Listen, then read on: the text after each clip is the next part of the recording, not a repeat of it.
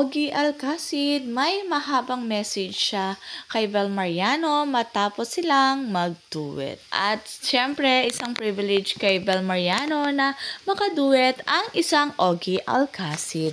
Ayon nga kay Ogie, Bel is a person that you can say easily chat with a speak about anything under the sun. It means talagang makapagpakatiwalaan si Bel Mariano. She is what her name stands for, real beauty inside and out.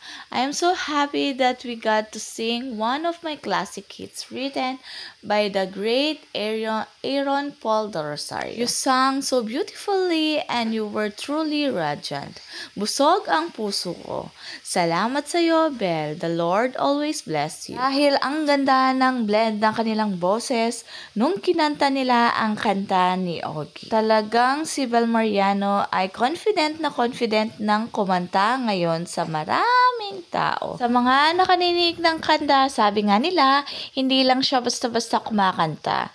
Nagkukwento din siya sa bawat lyrics.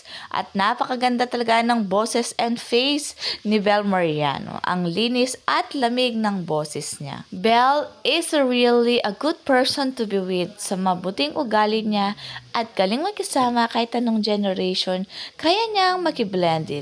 Hindi mahirap pagkipag-usap ultimo fans niya kung makipagchika talagang kala mo childhood or kapit-bahay niya. Si Mr. Ogie Alcacid, grabe ang papuri kay Bel. Tsaka ang sarap sa ears ang kanilang mga boses. Talagang etong duet na ito, Bel Mariano ay superstar. Ramdam mo talaga ang bawat lyrics at higit sa lahat, naiyak ako sa kanta, wala naman akong jowa.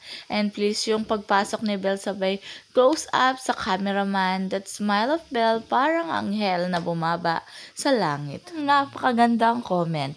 This is the kind of success that youth artist needs to achieve and focus on. Not fame, not cloud, but the compliment and appreciation from one of the greatest.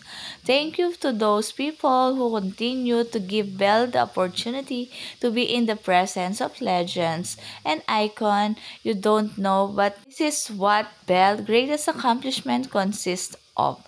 Thank you, Sir Ogie, for being one of the great that future generation will look up to.